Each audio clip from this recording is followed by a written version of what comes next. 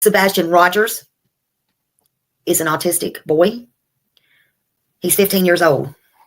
He's been missing from Hendersonville, Tennessee. And everybody has been looking for him. Everybody. He is 5 foot 5 inches tall. He weighs 120 pounds. Sandy blonde hair, and he wears glasses. And again, there is none, no footprint of him whatsoever. You think back, and there might have been a reason he was possibly upset, or something outside that could have enticed him to go outside. Was there anything that came to mind? We've been combing over that day and even the weeks before he left, and I hadn't been able to figure it out. That morning he was laughing, he was joking. Everyone we were around that day agreed that he seemed like he was in a good mood. He was behaving. This boy, I've done told y'all, reminds me of my son that had autism, that is my third son. And he disappeared right down the road from part of where my family lives. And I take all of these cases serious. I am not playing about anything right now. The original thinking was that Sebastian Rogers left home on his own, but the fact that he disappeared without a trace now has authorities looking into the very real possibility of foul play. I'm not trying to accuse them of anything. I'm trying to tell you how suspicious they are now becoming.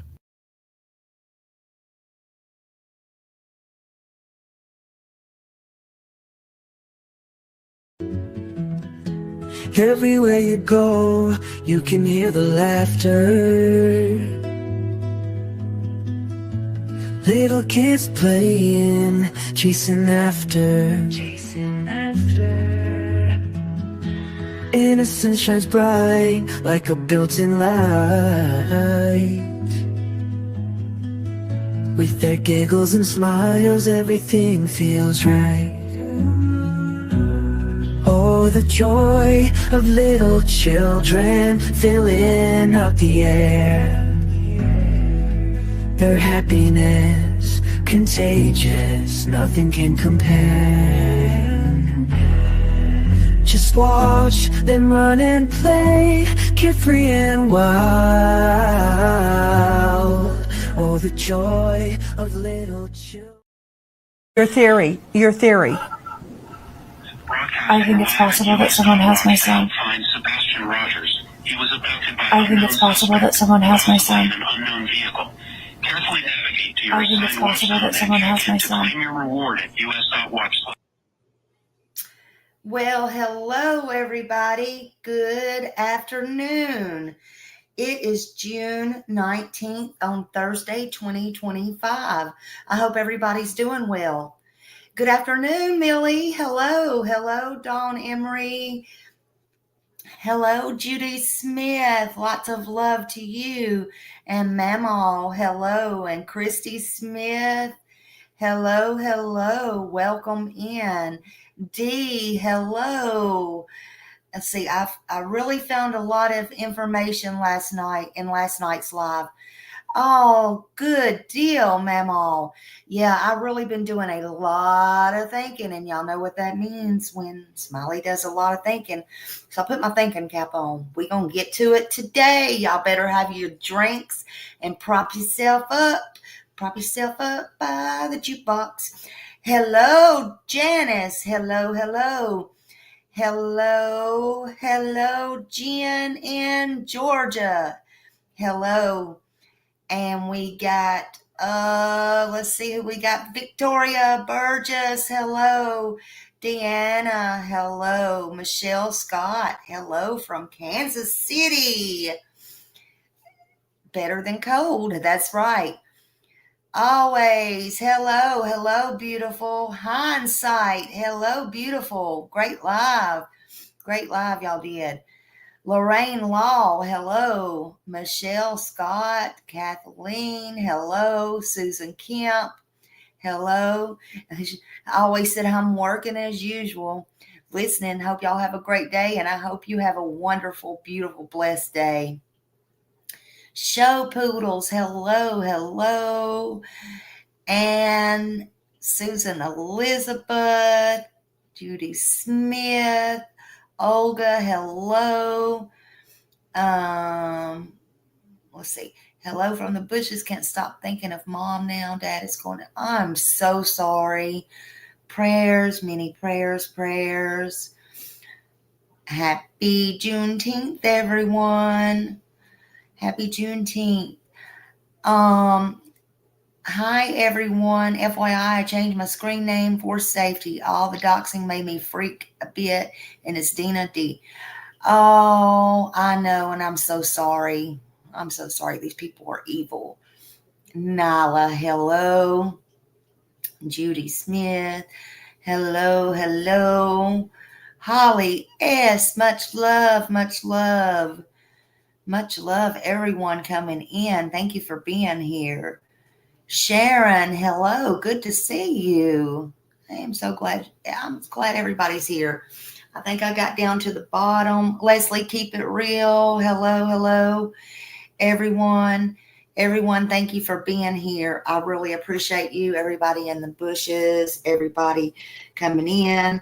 All my mods, anybody here. I really appreciate you. I really, really, really do. I hope everybody is wonderful today and doing great. Hi, Mamaw. Hi to everybody. I have been thinking and really thinking, and I'm going to go over a lot today. I'm not going to play any videos because I have a feeling this is going to be a kind of a lengthy live. Hey, Deborah, welcome.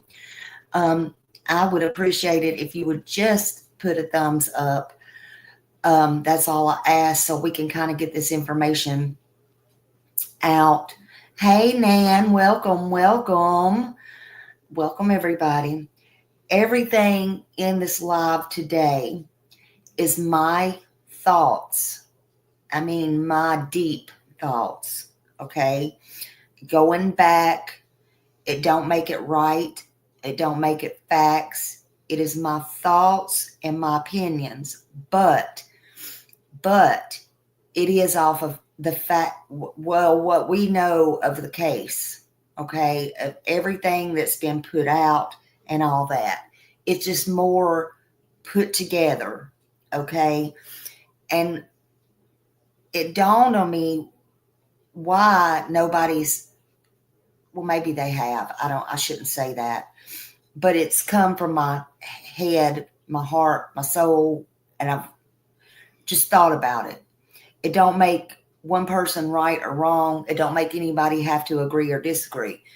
But I thought about the reasons, the motives, and hey, I'm not a cop, okay? We know that. We got the haters going to say, you're not coming, I don't care about none of that, okay? What I do care about is justice. And what I do care about is Sebastian. And what I don't understand is the silence. And I know they can't tell us everything, okay? And I've been hitting on that pretty hard the last couple of days, weeks, whatever. But now I'm going to get to some serious more stuff. Because they've heard me loud and clear.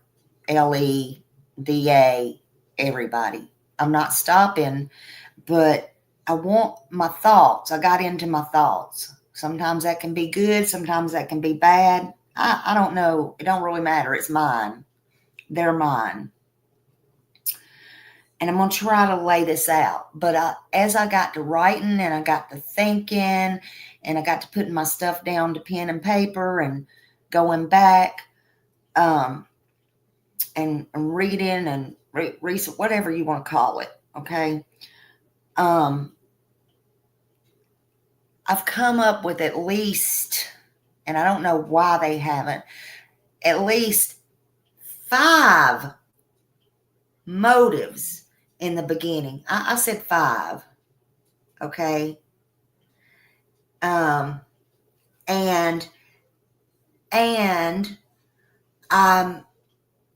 then I kept on with some different stuff, and then I come down to the bottom, and sorry, I got something in my mouth.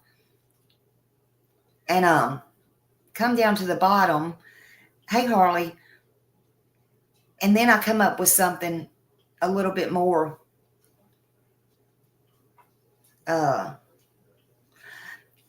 just telling you, there can be more than 5, which could be, y'all just need to hear. So I'm not going to keep talking. I'm going to go on with it. Sorry, y'all. I got something in my tooth or something.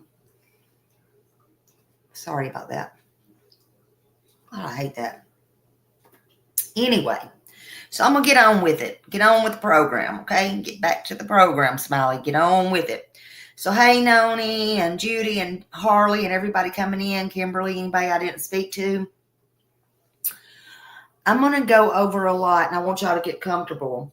And y'all can speak up anytime you want to or correct me, but most of the things is going to be my thoughts. So, you know, you can have your thoughts and opinions. Again, it don't make it correct or fact or anything. Hey, sidetrack, everybody. But what I want you to know is this. And I first want to say this. These are my thoughts, my feelings, my opinions, and I'm entitled to them.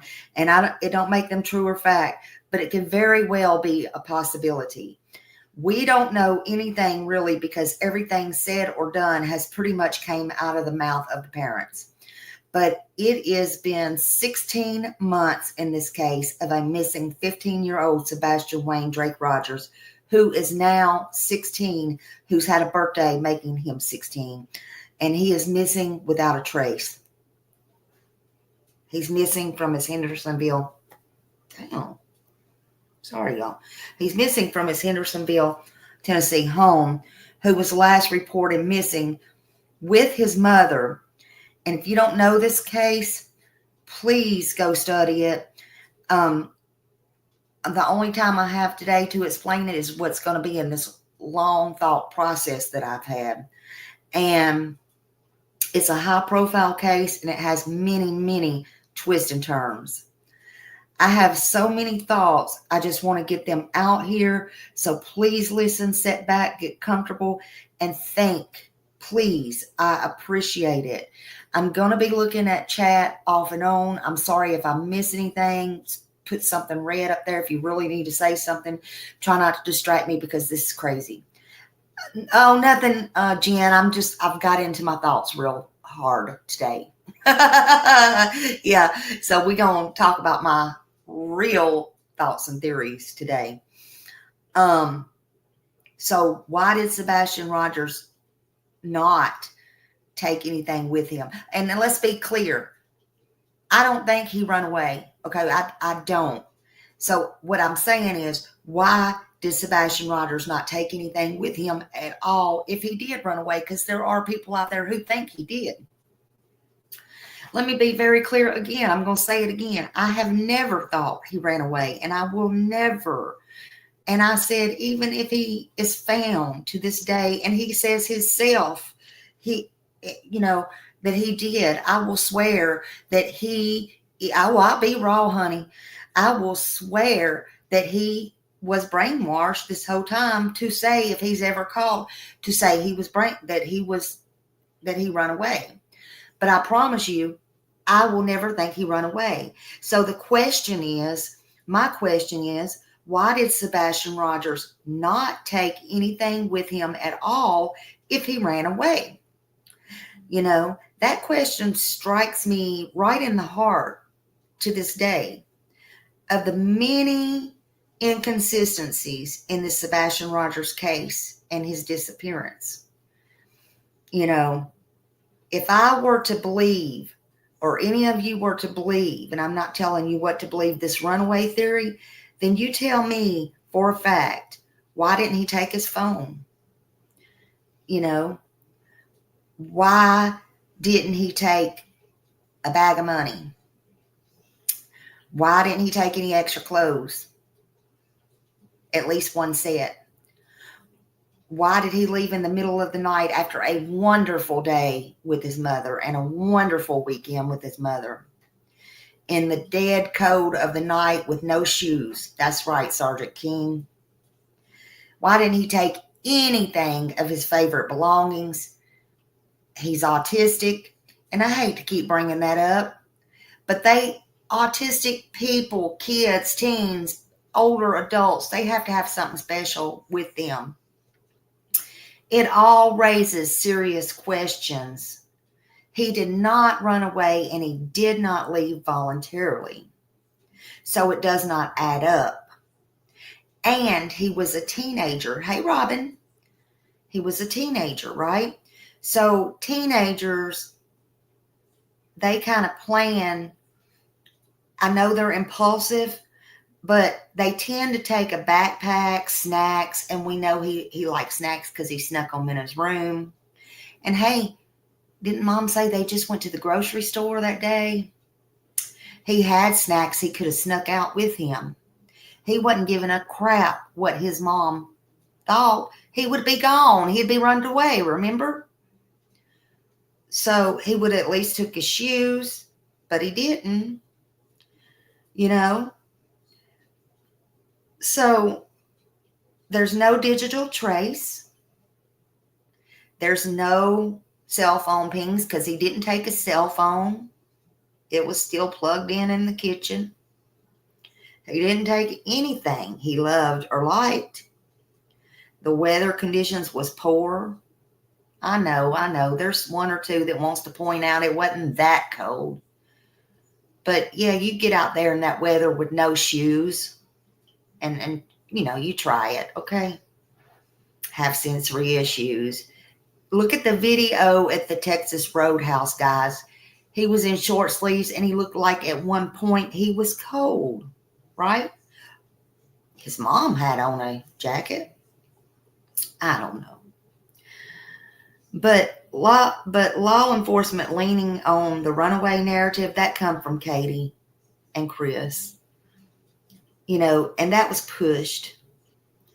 He didn't run away. He vanished under suspicious, possible foul play, in my opinion. But he did not leave on his own. Now, I have another question. Why would he even bother to change his clothes from the Texas Roadhouse? Boys don't care. And I know I had 4 of them. They're grown now. And I have a grandson. Okay? They don't care about that stuff anyway. Especially 15-year-olds. I think, in my opinion, and this is just what I think, it is only my opinion, but I think, in my opinion, this point deserves more attention. LE needs to pay more attention to this one. Because if Sebastian Rogers really ran away, which he didn't, in my opinion, why would he bother changing clothes? Teen boys, especially at 15, don't usually care about changing clothes. And a lot of times, they'll just go and just lay down, fall over on the bed, the couch, wherever. They don't care. They have no mannerism when it comes to hygiene. I'm sorry. Sebastian, if he was in emotional distress and trying to escape, changing even a shirt wouldn't be his priority. Not in my opinion. Now, the Texas Roadhouse shirt could be, or pants or whatever he had on, could be a vital clue. So why has it kind of been brushed aside? Now, hold on, just everybody calm down, because I understand. I'm just giving you my thoughts and my opinions, okay? I know that I've been the one to say, well, where are the clothes or whatever? Where are they? And now, last night, it has been brought out. And it was brought out before. It's been brought out. It was brought out again last night. Thank you to Mama Risa and Hindsight and all of y'all for confirming, because I thought I was going nuts. I just wanted to confirm. It was brought out that law enforcement does, in fact, have the clothes that Sebastian had on at Texas Roadhouse, and they were used for the search, from the dogs. Correct me if I'm wrong, but that's what I heard said, that they were used for the search. The dogs used that to sniff, to search for Sebastian. But Chris said Ellie has that, and that's what Chris said, and what he had on from the Texas Roadhouse. I just wish, it was confirmed by CP. Thank you, Hindsight. I just wish, my hope and my wish is, hey, Miss Grace, is that, well, first of all, Chris has lied so much, in my opinion, or put a little bit of truth with a little bit of lie, trying to protect. And we're going to get to that. I'm not going to be all on Chris today, because I have some things that's going to really make y'all think, in my opinion, or be very telling, in my opinion. But I think Chris, if I would give him any advice, and of course now we don't know, because he's told a few fibs too much. I think if he ever does come back out, he just needs to start like I'm telling the police. He just needs to start fresh, telling the truth, because he's like a little boy that just cries wolf, and that's my opinion. But man, everybody in this case needs to start being honest from now on. And that's just my advice. But this is what I think. I think Ellie needs to please let us know, do you or do you not have those clothes? And it does matter. Or does it at this point? Does it really matter at this point? I don't even know anymore. Now, the question is, if Katie did not see him after he went in his room to go to bed, and she herself confirmed that, saying even in changing her stories, she still confirmed it. She heard a noise and a whole conversation from the living room with him, and then the next story was a thud. She yelled, "You okay? I don't care what you're doing in there, just go to bed." And then the next morning, he was gone. So how did she know what he was wearing? How did she know what he was wearing? It's not important that she knew he would change clothes, because I guess she would know that if Ellie had the clothes. But how would she know, more importantly, what he was wearing? So that's important, because if someone else changed him, or she's lying and saw him, that points to foul play. And Ellie knows this and needs to really stop and pay attention. Yes, Miriam. I'm sorry I can't stop where I'm at, but yes, ma'am. So if Sebastian didn't change clothes himself, but someone else did, why? Why? Was that to cover up something? Was it to confuse the timeline? Was it to distance him from where they last saw him? That's when this becomes more suspicious. Grace said, "I will stay with my first option. He was carried out the back." And that is a possibility. It's a very good possibility. But it makes no sense a 15-year-old boy to change clothes before supposedly running away in the middle of the night without shoes, phone, or anything like that. These are all what you call red flags. In a case full of silence, it delays, and it's a bunch of contradictions. Hey, Frank. Leslie said, I raised 3 kids. They're all adults now, but I always knew what they were wearing. Right. Exactly. He did not have a shoe or a coat. Shoes or a coat, Kimberly said. Lakeside Lawyer said, Holly. Oh, she's talking to Holly S. Let's see. There was never a thud. Yeah, I think that was just made up. That was after the fact. Hey, R. Taylor. Hello, hello.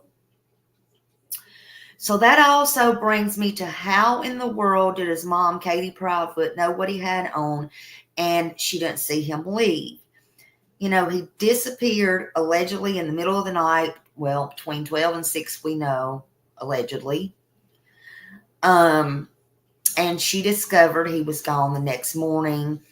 And the only way that she could possibly know what he wore is if she saw him leave, which she denies.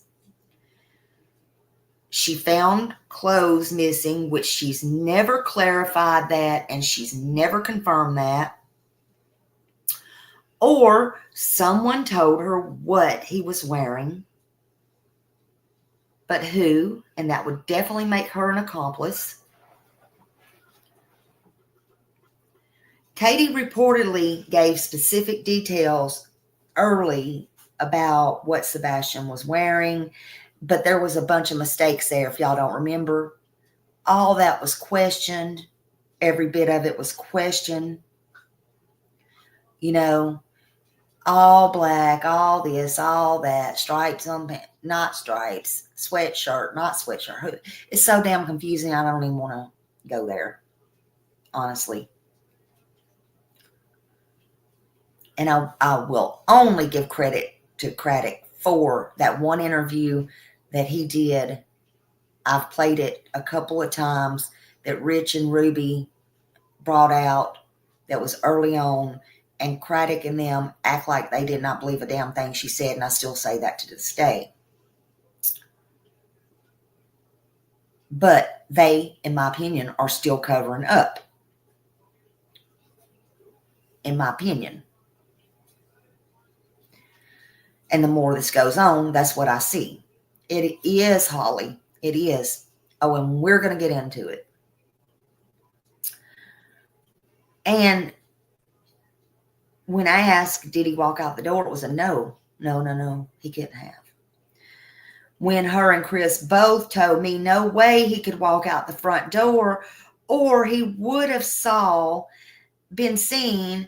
And don't forget, he would have, they said that was a big problem that night. And that was early on, that they would have saw a shadow and they would have been caught on a neighbor's camera. See, all that's changed now. Now they say he was walked out. They feel like he was on the front porch. The front door is on the front porch, right? So how can that change? That makes no sense. They've even changed all that around. So look, to me, if she was asleep and she didn't see him, how could she know any of that? That's just suspicious to me. It's a problem. It's very problematic. Parents of missing children, don't usually guess. They say, I don't know. I don't know. 3 words. Inconsistency about clothing and timeline are huge red flags. Yep, Jen, the truth don't change. You don't have to dress it up. You don't have to button it up. You don't have to make it up. When you can't explain how you know something, it starts looking less like confusion and more like a stage or a cover-up. I've always said, I probably said it before anybody, I think this is premeditated. And I do believe that. I still believe that. And I always said the only worst thing that would be for premeditation is if he's unalived. I could not imagine that. But I believe it is premeditated. How would anyone know if he's not on any video camera after he left? That's one of the biggest unanswered questions in the Sebastian Rogers case. How? If the public was told Sebastian walked away from his home, where's that proof? Where's that proof? Where's the video footage from that? From the ring door bell cameras? From the neighborhood security cameras? From the street cams? You know, the traffic, the intersection, the, storefronts, gas stations within walking distance, any of that. Where's any to say either way? There's nothing. At least Lee's not said nothing, right? Now, the one Steve Fisher came out with, okay, and I don't like to say this. I'm not trying to bring him over here on this channel. I'm not trying to be ugly or anything like that. But there's a point to this. Steve Fisher came out with, and again, I said I was in my deep thoughts. Deep thoughts. The one that Steve Fisher came out with, the video, y'all know which one. And the narrative that now, a year later, they were trying to run with, that was Sebastian and, all that, Katie and Chris. I mean, it is true. There was a video. But listen to me. Law enforcement, Sumner County Sheriff's Office debunked that. They said it was in the newspapers. It was on the news. They come out in their presser, and they come out several times and debunked it. It was debunked by law enforcement. Not being ugly. Everybody said they would believe the police. Well, they come out. They said that was not Sebastian, and that had nothing to do with the Sebastian Rogers case. They said it early on. They said it many times, and they debunked it. So I'm seriously thinking, and I've been thinking hard about all this. Here's the real issue. If he really walked away in the middle of the night, no shoes, no phone, no nothing, then why has zero video evidence not been released or even confirmed? You would think, and if Steve Fisher could get a video, surely of somebody walking their dog or something, or whatever that video was, and most neighbors have plenty of surveillance around, traffic cams, home security footage, doorbell footage, and all that. Yet, we're into 16 months later, and law enforcement can't get nothing, no camera footage of Sebastian, nowhere. Okay, so what I'm saying is, Steve got something, but there's nothing of Sebastian nowhere. Nowhere. Why is that? That only leaves 3 possible conclusions. There's no footage because Sebastian never walked out of that house, meaning the runaway theory absolutely collapses. It's gone. There's no footage, but it's being withheld. And if it's being withheld, why? Who is being protected? That means somebody's being protected. Or there were no cameras that were checked thoroughly enough, which would mean law enforcement completely failed their basic duty to canvass that damn area. So, what is it? What gives? And one more thing.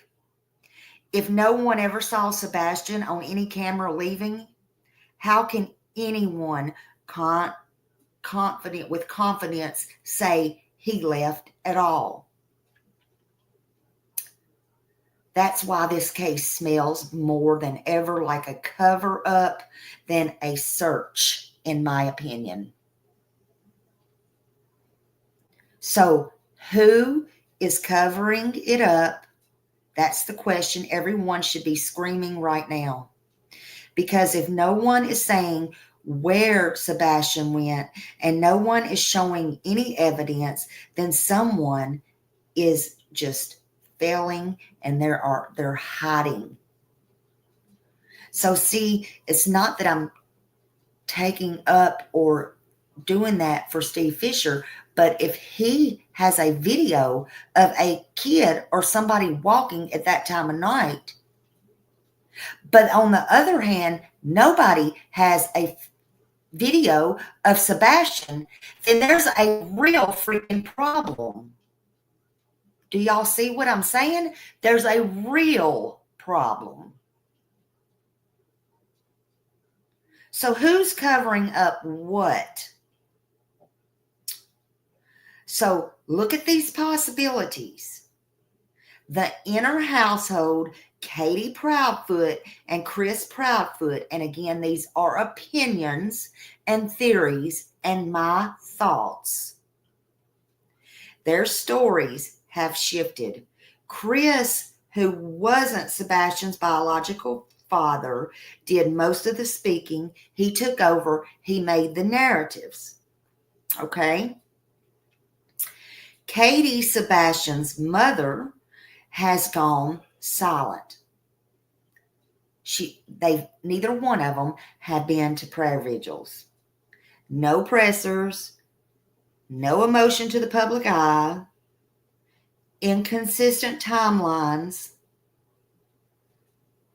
Now, Katie took a polygraph,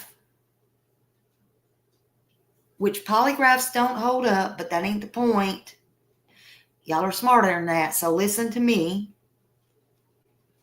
She took a polygraph per her mouth.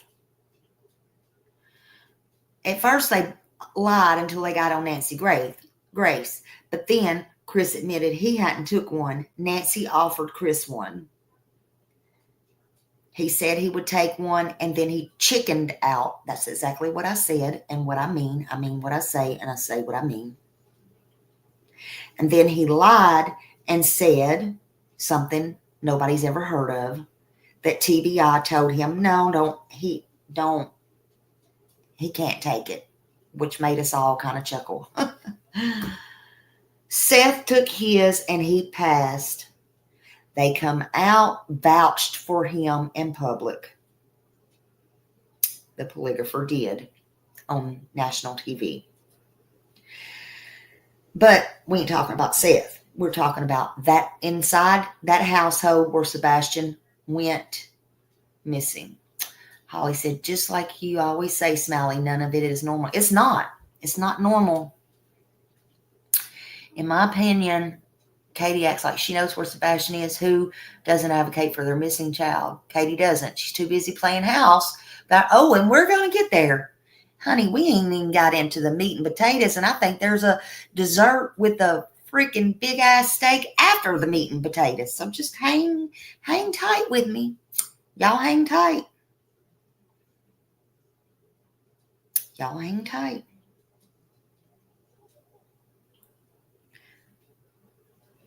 but there was zero urgency from them in that home on Stafford, which is who we're talking about.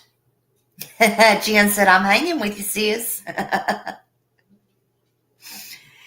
If someone in the home knows what really happened, they've never come clean. Will they? I don't know. I think they're going to have to be, I think LE's going to have to do their job a little bit better. But anyway, Sumner County Sheriff's Office, their early missteps, delayed search, dogs, poor scene, no public updates, treating it like a runaway far too fast, no press conferences, nothing in over a year, not putting his picture at the press conference, not doing the luminol, not doing all the things that they would in a normal situation, not, doing just the normal things that anybody else does, no search warrant returns, no timeline, none of the things.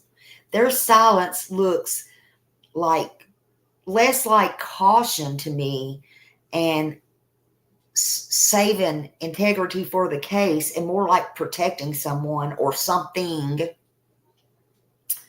See, people with influence, possible family connections, officials or legal shields and all that, that's someone with a badge or political tie or deep-rooted connection to anyone involved. That could be a lot of pressure to minimize scandals, daily exposure, let the case fade out. Hey, Mike. All the things. That's what you call corruption, in my opinion. Now, again, I'm not accusing nobody. I'm just letting y'all, we're getting some Smiley schools. We're getting some Smiley schools in. It's my thoughts from my head. I don't know. Maybe y'all be wanting to 5150 me after this. Okay.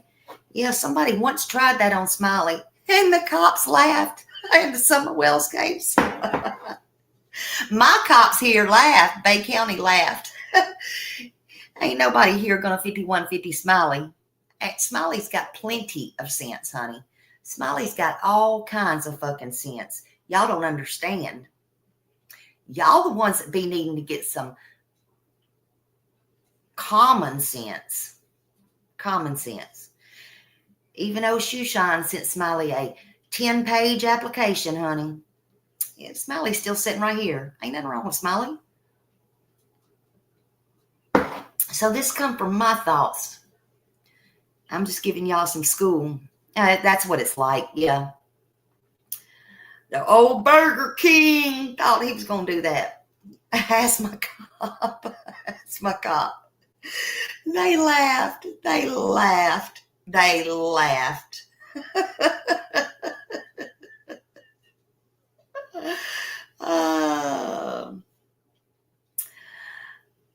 That was somebody that they got an award, but anyway, I ain't gonna go into all that, Michelle. But yeah. And the commissioner, I think the commissioner's a stand-up guy. I have talked to him. I think I talked to him, so I think he is a stand-up guy, honestly. And I asked him, could he please talk some sense into Snuggle Buggles? But anyway, we ain't gonna go there. We won't go into all that. I was concerned when you talked to that drifter guy, though. You showed the love. It was a life lesson for me. Aretha, we've been through some shit in 5 years, haven't we? Oh my God. But anyway. All right.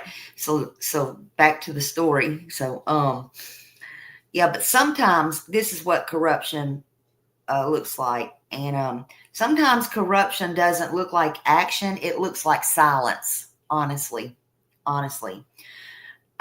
Or it could look like a combination of everything. All of the above. That's what it really could look like. All the above. It's very possible you're looking at a lot of silence and a household that knows more, way more than they say. A sheriff's office that failed from the start, and they might know it, a justice system that's too afraid or too connected to blow the whistle. A lot of people don't like to blow the whistle, but I tell you, a lot of people better be careful. There's been a lot of whistleblowers lately, and some people in TBI are taking their job a little bit more seriously, and they like their jobs. They really like their jobs. Now, remember, these are all my thoughts and my opinions, and I've really been thinking about this a lot. And we ain't even got into the motives and the stuff. Y'all are going to like the motive parts. Someone's covering up for someone, and until that shield breaks and that glass breaks, until someone with courage, actual courage, steps up, Sebastian is going to stay missing. Sebastian stays missing, and he stays voiceless. We're the only ones who can speak for Sebastian. You're fine, Terry. I'm glad you called me too. Hey, Nancy, everybody coming in. But the more people that talk and ask the hard questions, Chris wants the hard questions.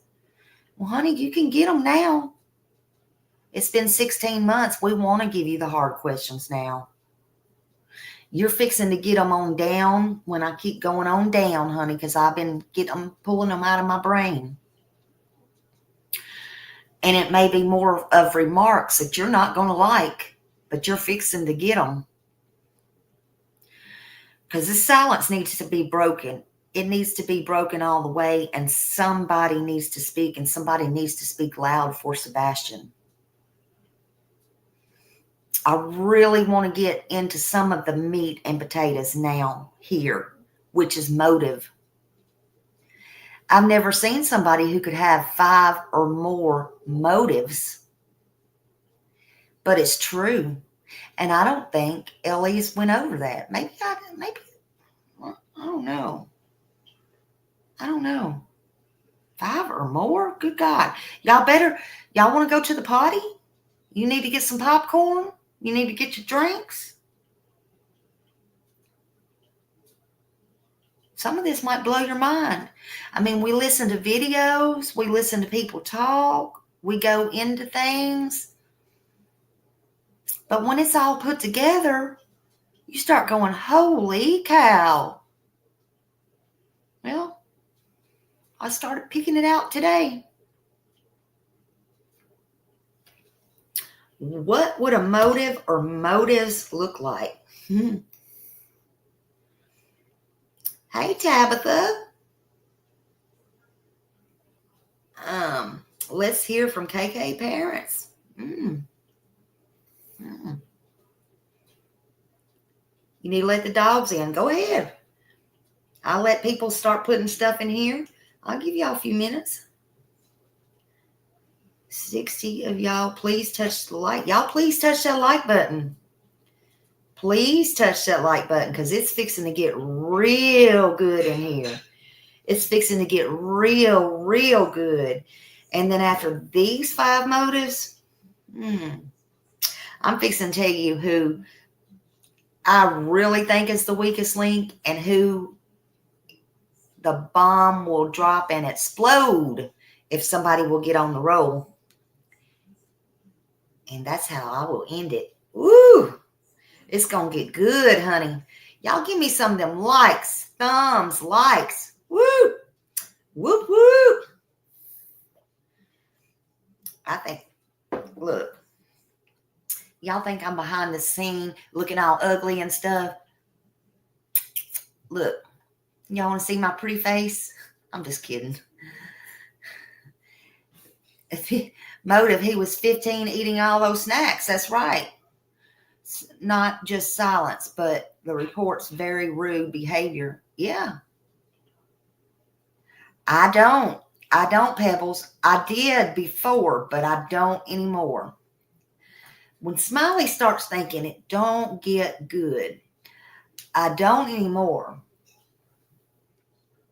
I don't think Chris is the weak link anymore. Thank you, Leslie. I'm just kidding. I was just kidding.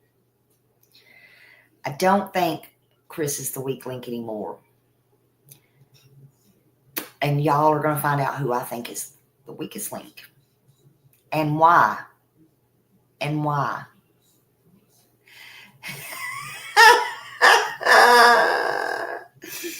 Oh, it's okay, honey. Everybody can have their thoughts and opinions, and it's okay. It's fine.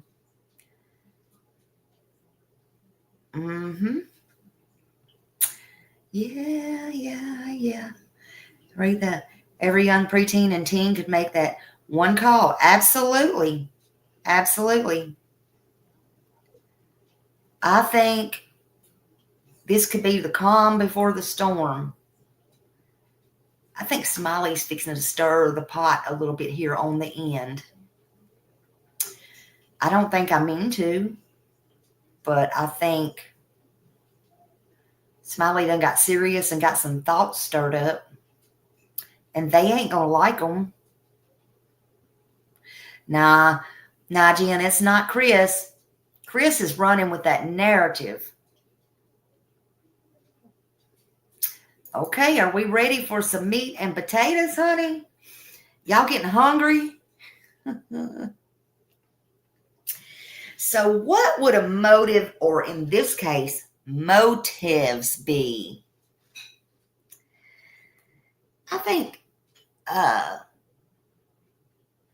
Sumner County, I ain't trying to get no charge here, but I think Sumner County could pay me for doing their job. Maybe my mods need to drop my cash out. No, what is that? That would be extortion. No, we ain't. Never mind. That would be the most. Don't do that, please. I'm just kidding. I'm just kidding. Whoops. Just kidding. Just kidding. Whoop. That was a joke. That was a joke. But, however, I'm handing this to them on a silver platter, okay? So they could pay attention. They could pay attention, actually. So this is the most haunting question of all. Why would anyone want to harm a child and hide the truth, about Sebastian Wayne Drake Rogers, okay? Not rumors, okay? Yeah, stay legal. That's always the best. That was a joke, y'all. That was a joke. Drop it like it's hot. Drip it like it's hot. I'm going to drip it. I'm going to drip 5 of them. And then I'm going to drip the ball. Then I'm going to light the big one. Okay. That's the most haunting question of all. Okay. So let's explore these possibilities here. Thoughts, opinions only. It don't mean anything. But they could get at the round table at the police department and think about these motives, because this all come from Sebastian Rogers' case, right? Okay. All right, honey. Thank you, Nan. Okay. So let's explore. One of the motives would be an abuse cover-up. If Sebastian was being abused, and this is what is out there, okay, some knew it, some didn't. CPS was called and all the above. Okay, so emotionally or otherwise by someone in that home. And he was at risk of telling someone, which he did, a teacher, a counselor, his father, friend, somebody. Or he didn't tell anybody. Somebody saw bruises on him and they were a mandated reporter or something like that. That was a motive to keep him silent, to avoid criminal charges, because now we actually know they didn't just have one, they had 5 CPS charges. And they did that to avoid losing custody, hide the abuse. And also, we got to remember they had that custody case with Faith. So in this case, see, sadly, when I thought about it, there's really so many motives, but that was one of it, and that was the top of it, and that very well could be one of the motives. Now, the other one could be resentment and or jealousy towards his father. And I hope Seth don't hear this, but anyway, Katie and Seth were, they had problems, okay? So, and it's not, I don't feel like anything Seth's fault. I'm just saying, this is, okay, this is just what I come up with. So, if Katie harbored resentment towards his father and Sebastian showed a preference for his dad, and I don't know this, it don't make it true, okay? I'm just saying. It could be just like the three girls or whatever. Retaliation. So if I can't have peace, you won't either. I know it's unthinkable, but it does happen. This kind of vindictive, cold-hearted, hatred behavior has led to so many tragedies, okay? Custody cases and all that. And Seth already had him enrolled in school. Sometimes I think Chris is the one who initiated him going to live with his dad. I don't know. Also, I don't know the finances. I don't know the problems. Would her money stop with Sebastian if he did? I don't know. But that is another probable reason. Negligence. That could have turned into a cover-up. Something that may have happened. And that could have been accidental or otherwise, rather than a call for help. It could have been she panicked, they panicked, and covered it up. That could have been overdose, accidental injury, some kind of medical neglect. I don't really know if it would have been an unsafe home, but it could have been accident, even if she or somebody snapped. I don't know. But it could have been a motive if they, to avoid losing custody of, if it was an accident. I never understood, and I would always say, if it's an accident, you're just going to call 911. Well, when I got into my deep thoughts, then I had to realize, but they were trying to get custody of Faith. Even if she called Chris and said, what am I going to do? Or what are we going to do? Or if he was there, or he was responsible, and then said, we can't call 911 because I'm going to lose my daughter. We're going to lose our home. We're going to lose everything. XYZ. So that's a possibility, and it is a motive. Could that be where they made up and yes, Holly, and I said that in one of my lives not too long ago. A doctor can always, and that's another thing, if something bad like that happened, a medical examiner, can always tell if something is fresh, or they can tell if it was months or years prior. And so with the 5 CPS cases, and we don't even know what went on that CPS was not told about, or what was not documented, or what nobody knows. So that's another problem. Not saying, again, that's what happened. But that could be a motive as well. Now, number 4 could be power and control. That's the classic narcissism bullshit. In some of the most disturbing cases that's ever happened, the motive isn't even, it's about control. It's about dominance. It's about manipulation. Someone in that household was controlling, and Sebastian may have he may have been seen as the problem, in my opinion. Like the person, I'm in charge. I decide what happens.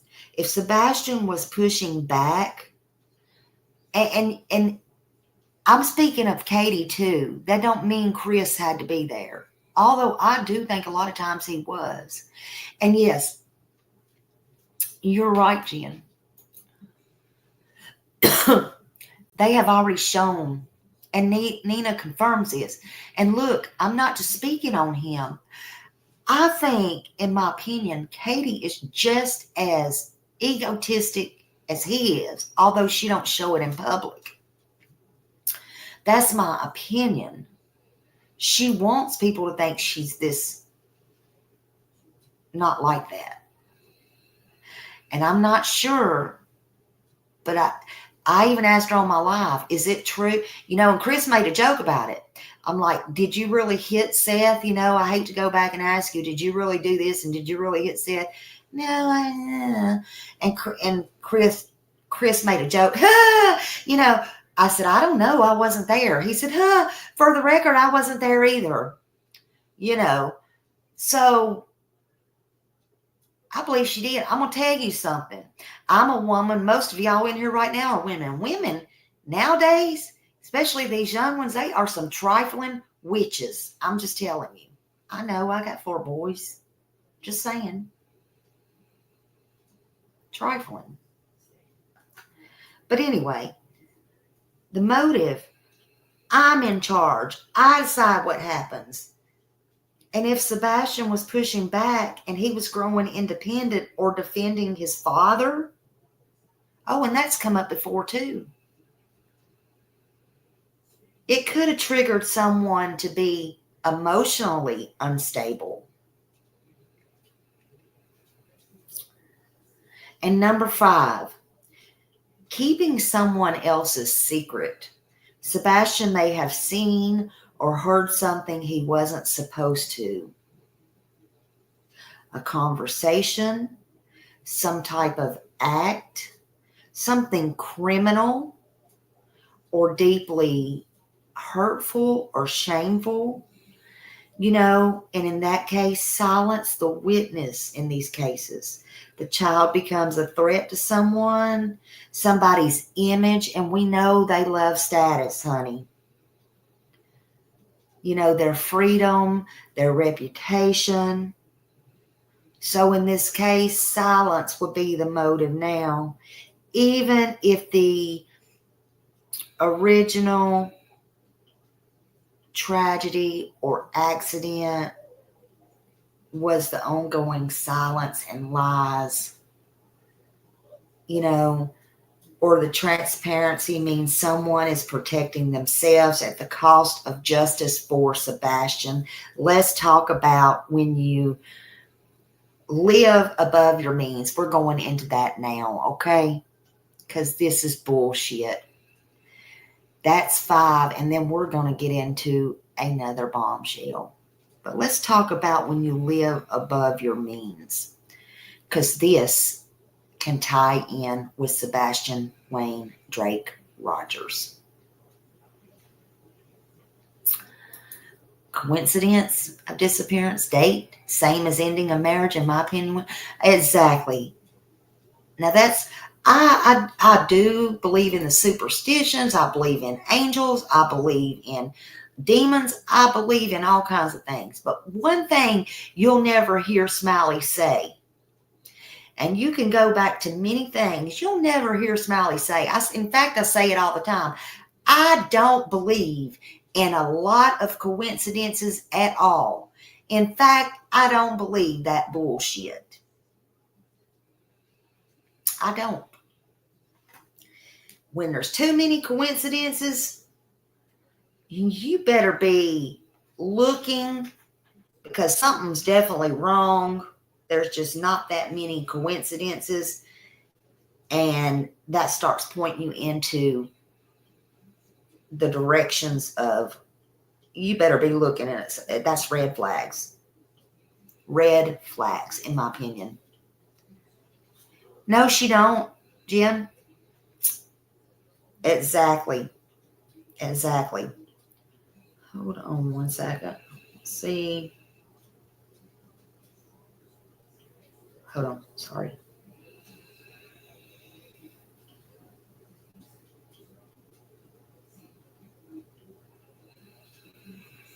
Okay.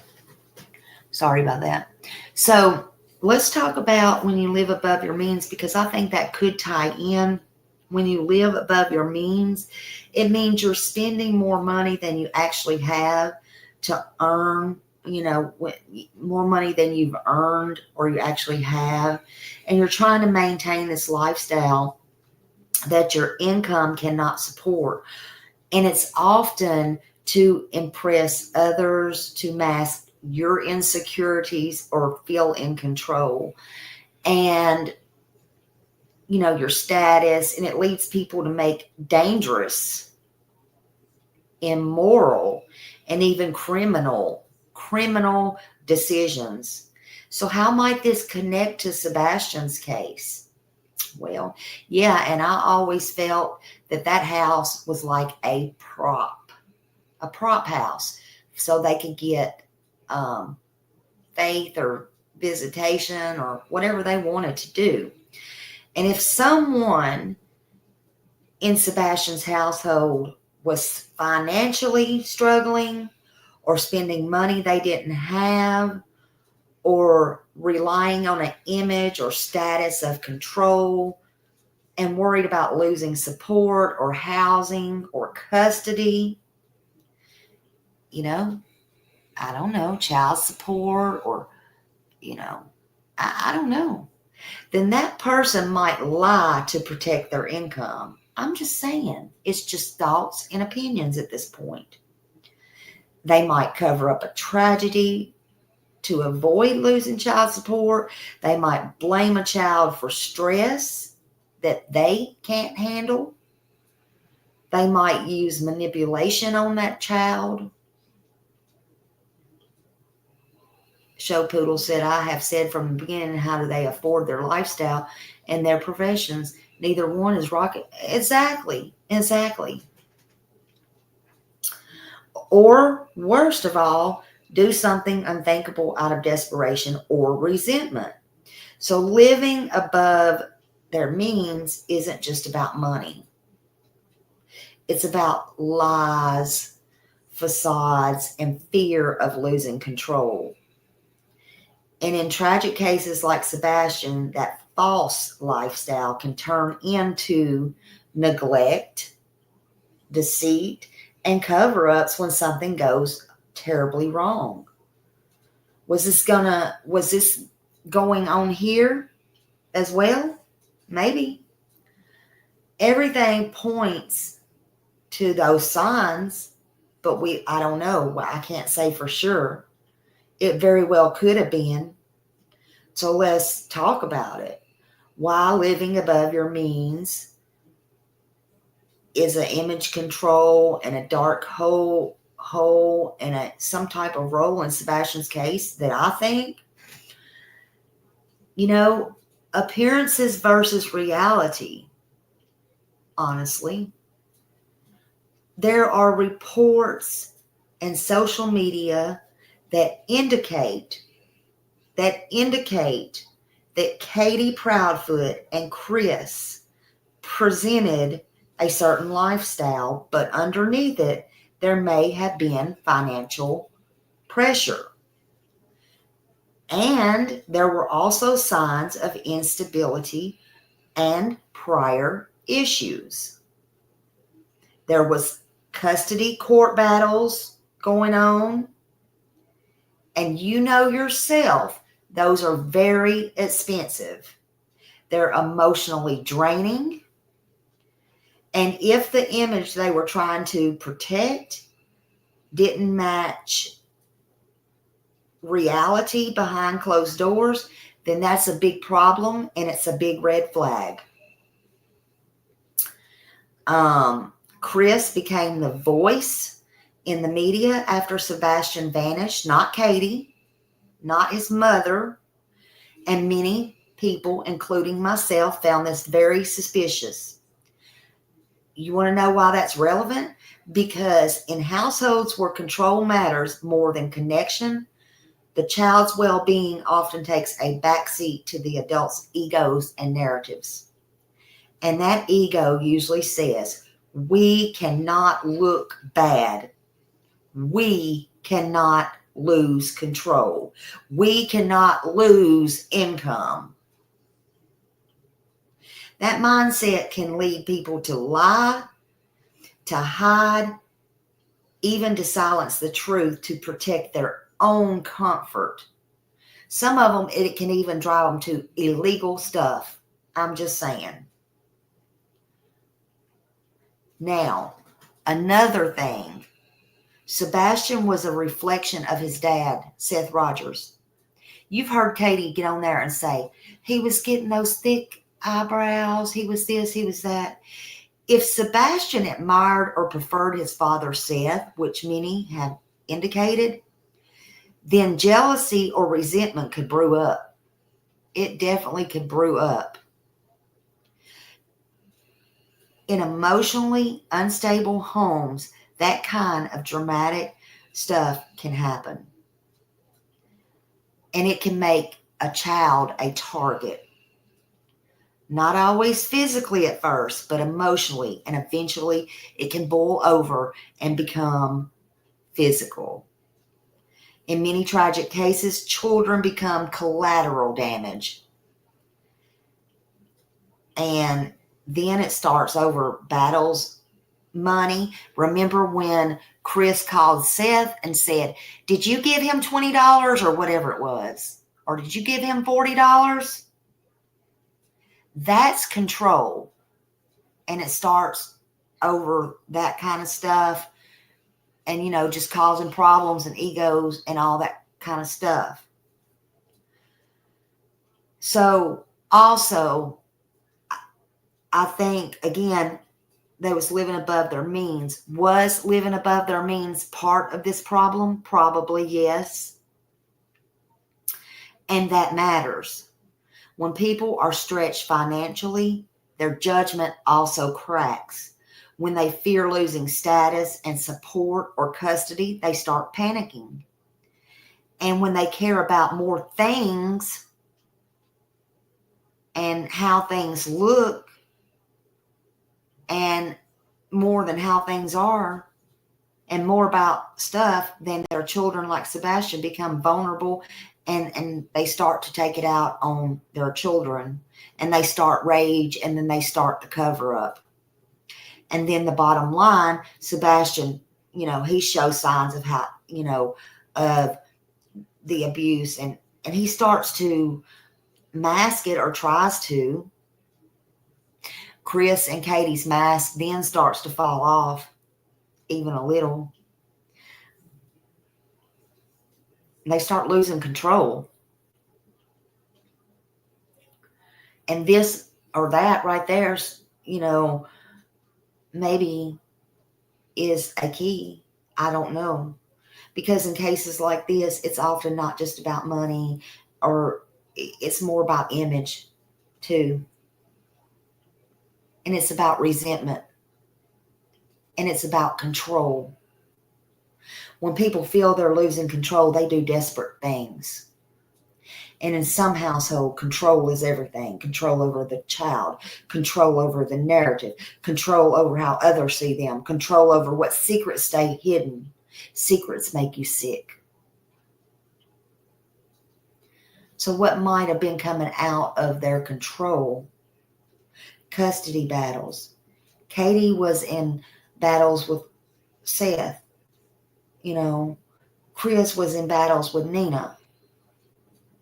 The loss of control over having 5 CPS reports and keeping it from Seth and keeping up an image for the school, and Sebastian growing up, and he was getting older, and he was asking questions, and possibly he was challenging the household and authority. You know, maybe he wanted more time with his father. Maybe he didn't stay silent about things at school. That's threatening to someone who needs control. In my opinion, Chris needed power, and so did Katie, actually. Secrets kept getting loud. Something was happening inside that house. Sometimes that home couldn't survive from daylight to dark, in my opinion. Did every time you turn around, somebody fear Sebastian might talk? Is that why they kept him locked down on his phone and his computer? Is that why he could not have no friends and no communication? That's not normal. Is that why they made him go to bed at 8 o'clock, 9 o'clock? Is that why they beat him with the belt? Is that why, you know, everything they did? I don't think it was for his safety. When control breaks, people don't just break down. They cover it up. They lie. They create distractions. They're still creating distractions, and he is gone. Shut up, Amanda. Seth was in Sebastian's life. Get the fuck out of here. You're not distracting me now.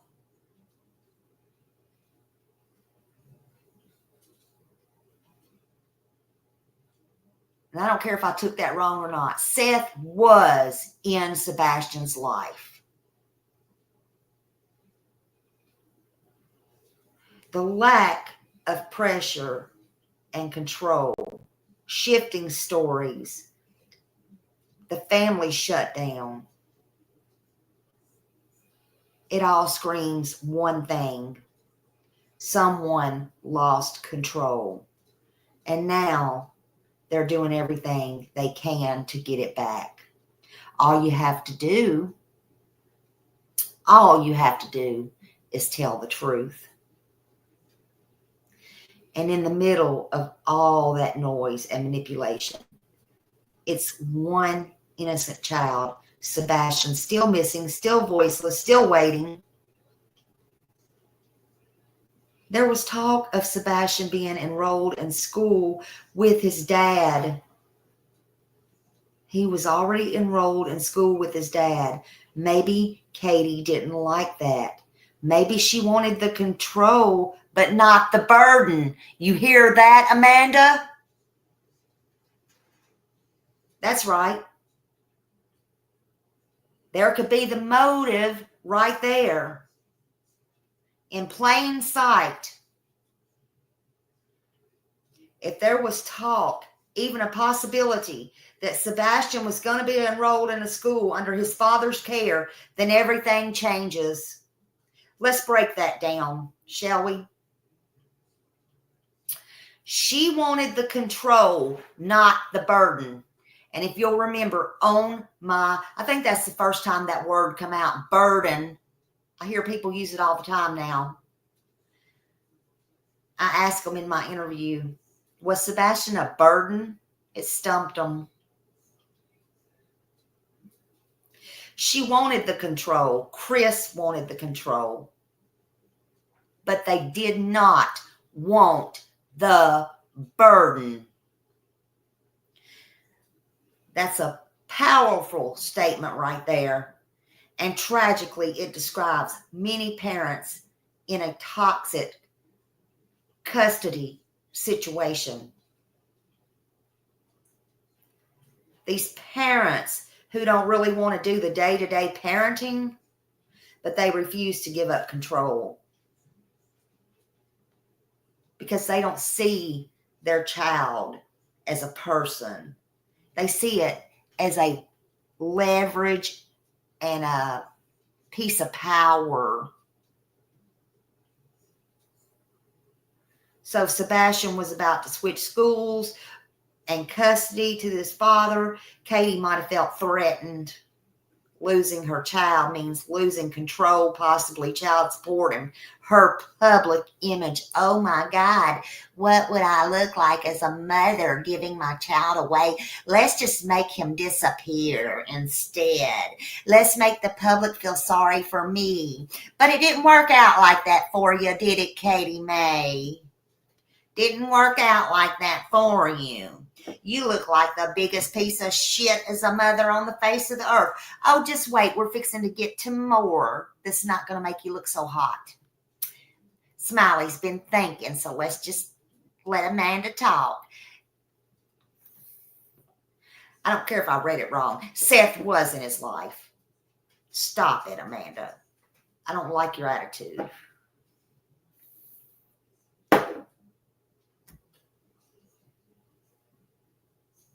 Maybe you should listen, Amanda. Maybe you should know the case a little bit better because that was incorrect information, and we don't do incorrect over here.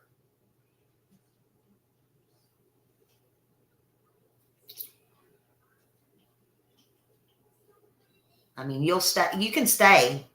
You can have your opinions and your thoughts, but just so you know, that is a lie. And I'm trying to do something serious, and I don't like lies.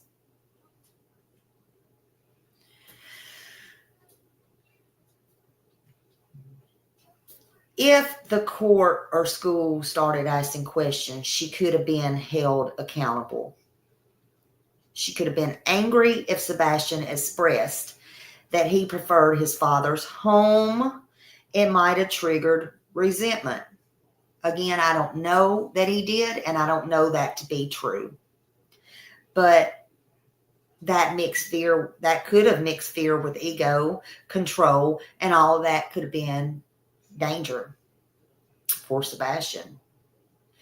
She may not have wanted the burden of schoolwork. Hey, she was never really home with him anyway. Never really home with him. If Seth called, what you doing, son? Oh, I'm doing the chores. They had Sebastian doing everything, taking care of animals, 30 snakes that they got rid of, and that's how they punished him. Jobs that they should be doing. She come home late from work. He got in the bed at 8 o'clock. She stayed on the phone 2 or 3 hours at a time, allegedly. Everything was left up to Sebastian. Maybe he was tired going to school all day. All the things. However,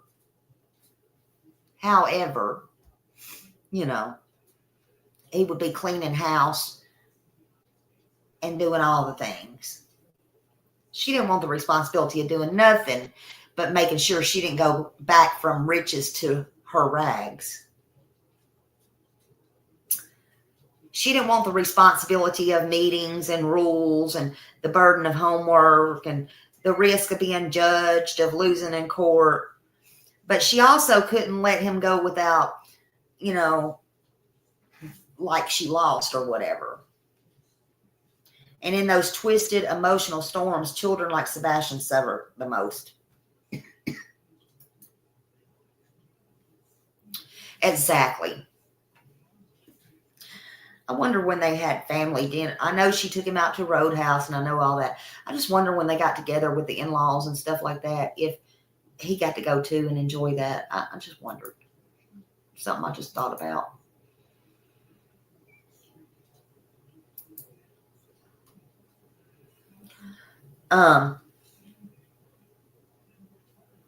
She may have wanted to raise him. She may not have wanted to raise him. She may have just wanted to own him. Some people think they have the right to own everybody, even if it's your own kids or your spouse, and nobody owns anybody. What happens when parents want control but not the child?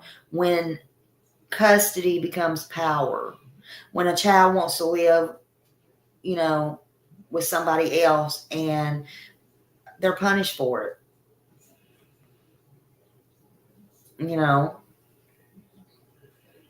I don't know. Why was they always saying, he's not in trouble? He's not in trouble.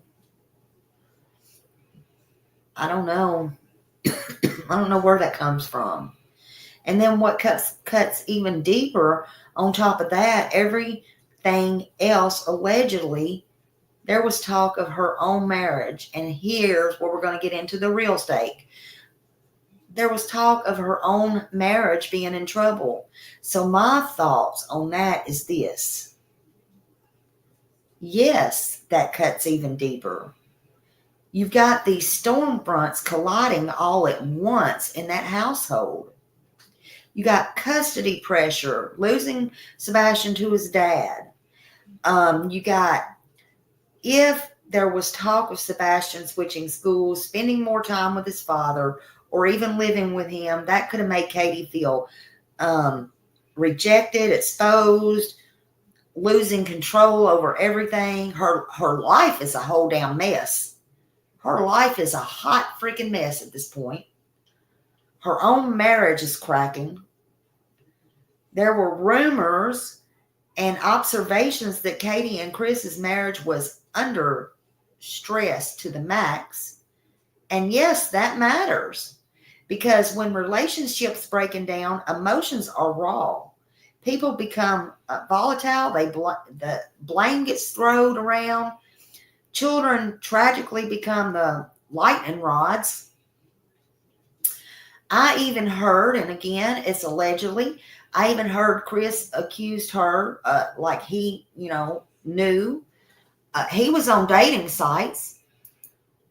Thank you, Lakeside Lawyer. Thank you so much. Thank you. Thank you so much for your support. But if Chris and Katie were already fighting, and then you add Sebastian to the mix, a child tied to a previous relationship, and I'm talking about Nina, that could have made Sebastian target blaming him for everything, frustration. This is your fault. This is you and your son's problem. And your ex is running everything. Your ex is ruining everything. He could have said, it's toxic, but it's real. And it happens more than anyone wants to believe. So in my opinion, Katie's identity was unraveling. If she was losing her role as Sebastian's sole caregiver, well, they had split custody, but her say, per se, and her imaging as a mother, her control, her relationship, because she had Chris coming at her as one side. I think Chris went to Sebastian's father first. I don't know. But anyway, they might have went behind her back. And I'm not blaming it. I'm just saying they might have went behind her back, and then Chris was going to talk from the way I understood it. Then there's a psychological collapse waiting to happen. Okay? In my opinion. She was mad. And in unstable minds, this can lead to a horrifying motive. If I can't hold it all together, or I can't have him, nobody's going to have him, or I'll fix both of them. I don't know. A mother who feels like she's losing her son, her marriage was falling apart. Again, she don't want to go back from what she calls riches to rags, may have resented her own son, don't want to look bad in court, don't want to look bad to the public, was not used to this type of control and this type of thing from her marriage and her co-parenting.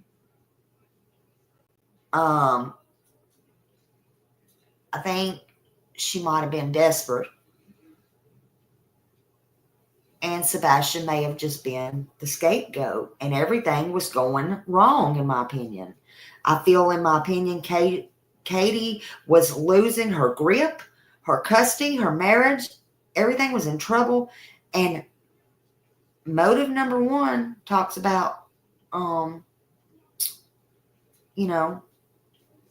of that, in my opinion. And I think it was premeditated, and for it to work, it all has to be premeditated. That's just me, in my opinion. And what I think, I think I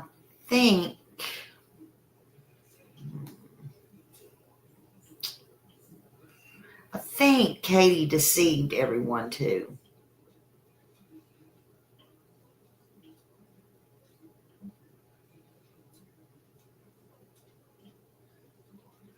I think she deceived everyone. Hold on.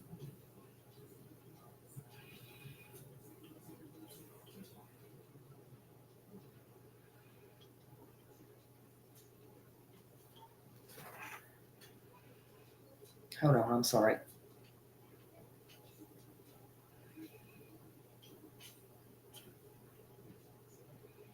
Hold on, I'm sorry. Somebody sent me something home.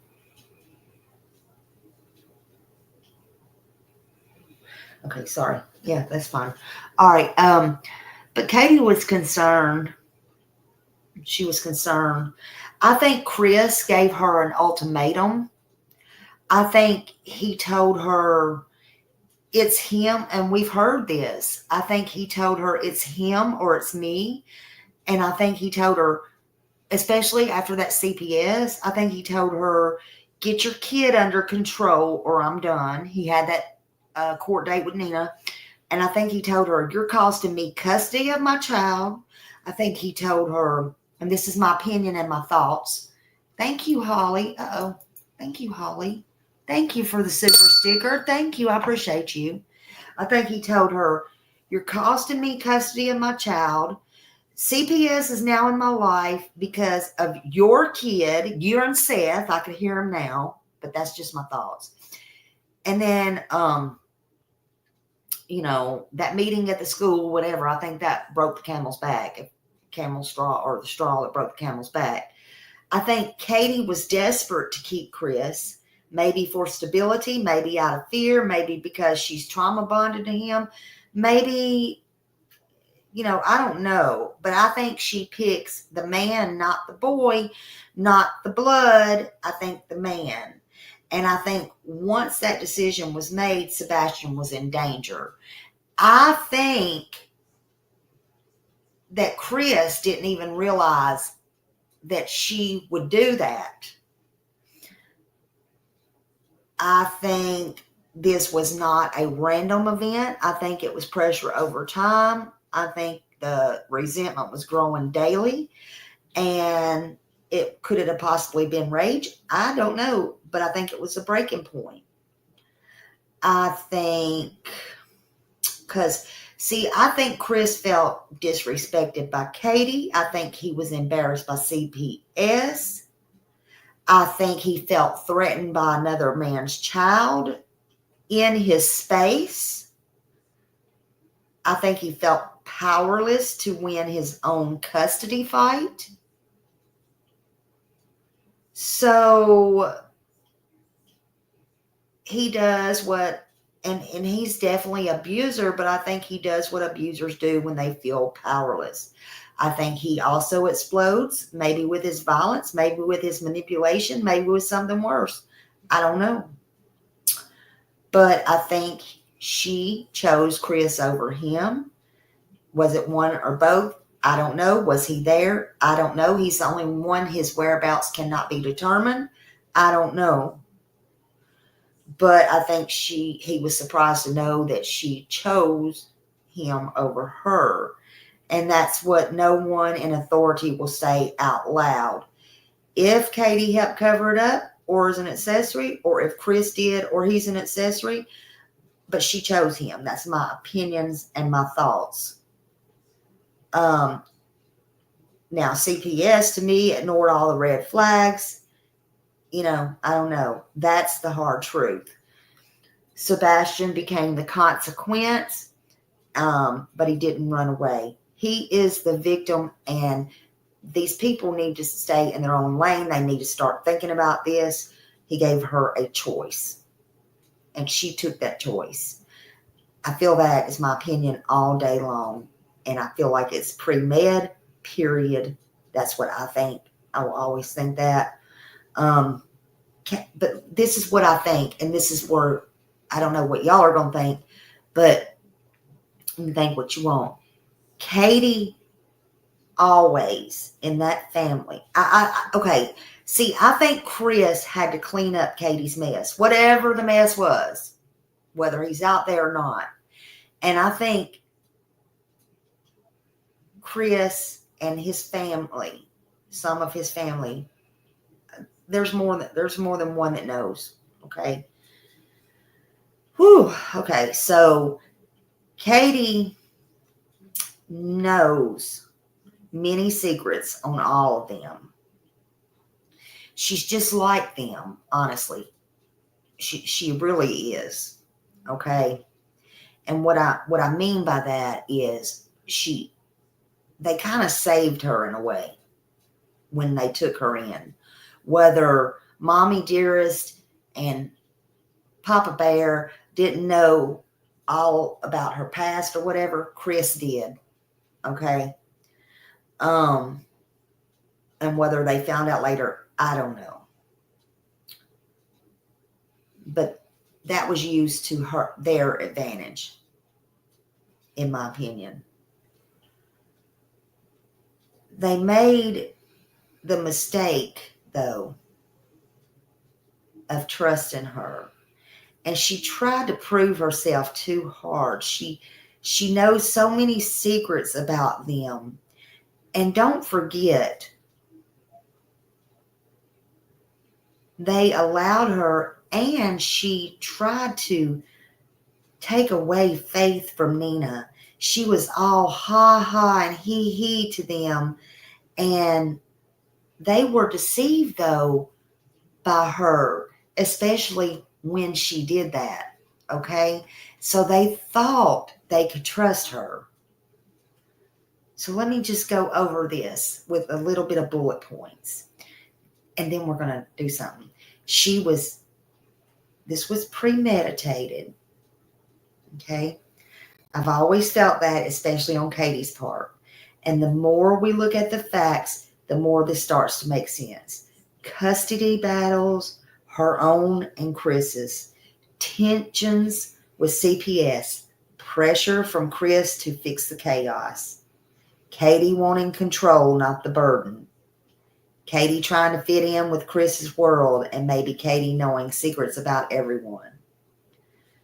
Here's how it might have all gone down based on what you have been told. Katie deceived everyone. She made Chris believe she could play the cool girl, the ride or die, the one who could help him fight Nina, and maybe even take Faith.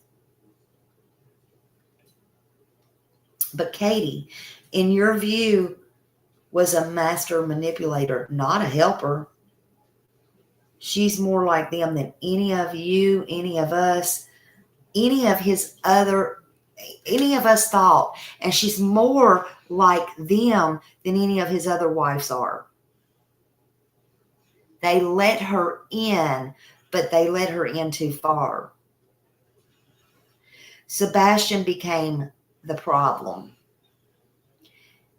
He represented her past with Seth, which Chris hated.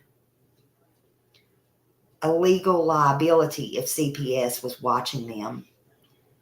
A potential talker if he saw things or knew too much. A barrier of full control. He was a truth Katie couldn't hide, and Chris could not.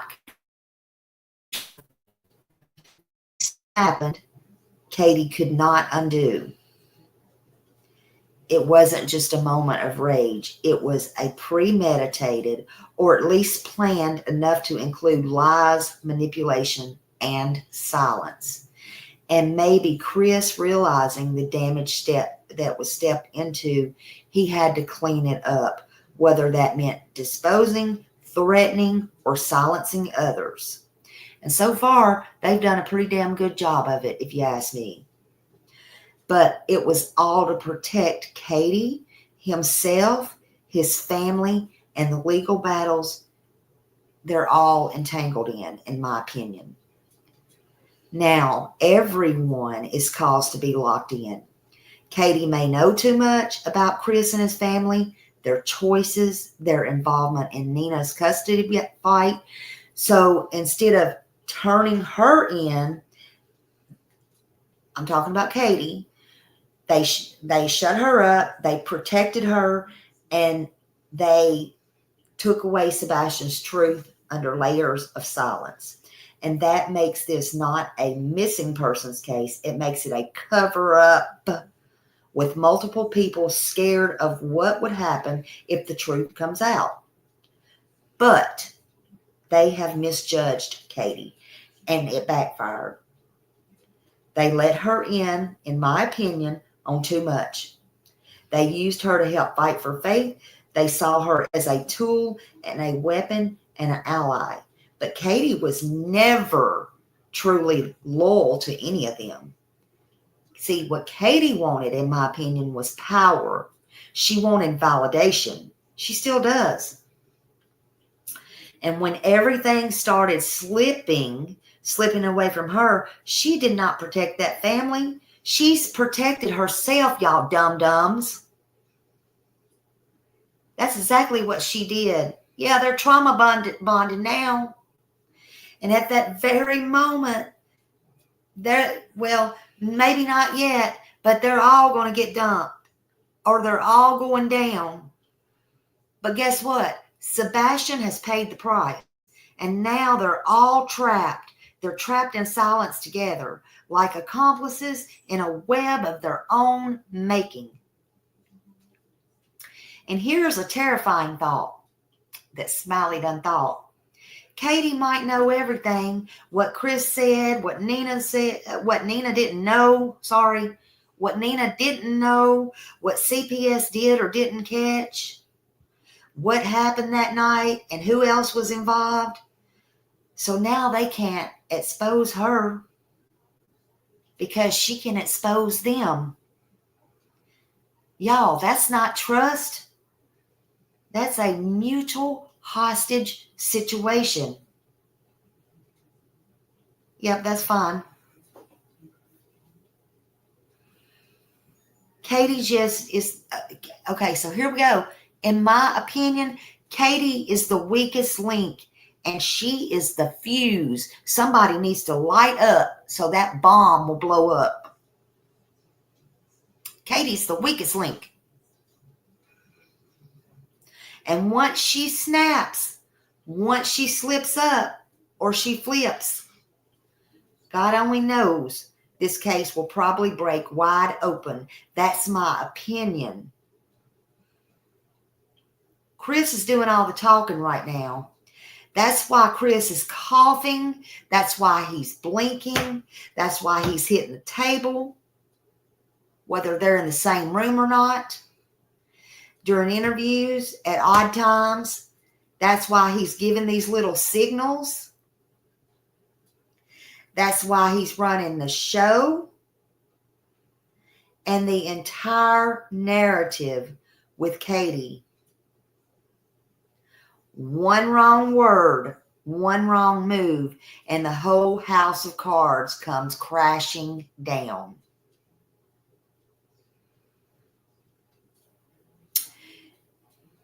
One wrong move. That's why Katie's pleaded the fifth. Sumner County Sheriff's Office needs to stop covering up. They need to stop playing these games. Some real questions need to be asked with or without her lawyer. Chris Proudfoot is not her attorney. Need to bring her in for some hard questions by herself or with her attorney, or you need to lock her ass up. In my opinion, Katie Lynn Proudfoot, where's Sebastian Wayne Drake Rogers, and what really happened that night? Did he or did he not come home? Where is he? What happened to him?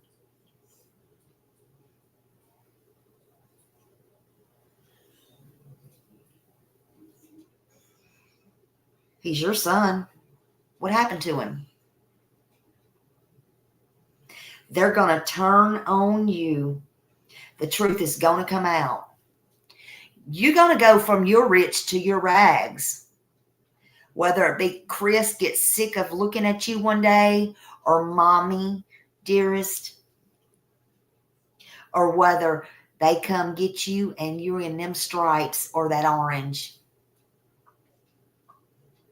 It don't matter. One day. If I was you, I would go make a deal. I wouldn't want to be out there with all of that knowledge that you know, to be honest with you. I wouldn't be going on all them trips. Actually, I would be glad to stay alone.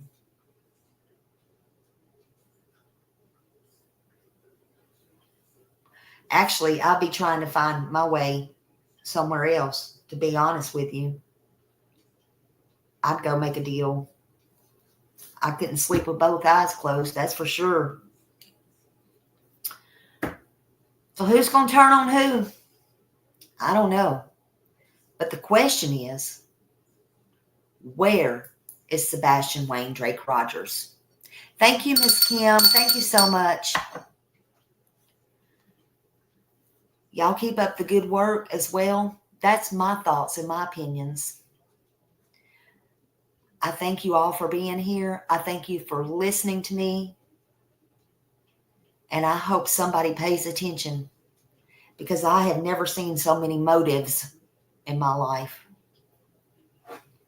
And I believe them to be true. Any one of them, all of them, could all be. We don't know. I don't know. But they very well could be. And I just hope and I pray that somebody gets some answers soon.